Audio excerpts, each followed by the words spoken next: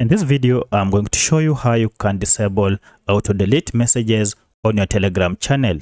So if your Telegram channel is set to delete messages after a specific period of time, you can go ahead and disable this on your channel. My name is Isaac and this is a minute with AI. Now, to get started, go ahead and tap on your channel. And then once you are here, tap on your channel name on top here. And as you can see, this will open your channel description and details. From here, you can see a clock.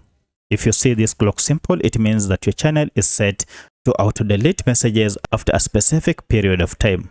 To disable this, just go ahead and tap on these three dots here. And then you'll see an option called auto delete, which is the first option on this menu. Go ahead and tap on it. And from here, you can see we have various options that you can set our channel to. To disable it, just use this disable feature. If we tap on it, you can see auto delete is now disabled.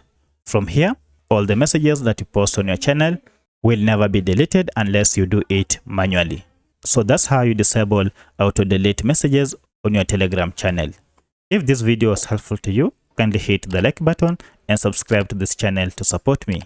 Thank you for watching, and let's meet in the next video.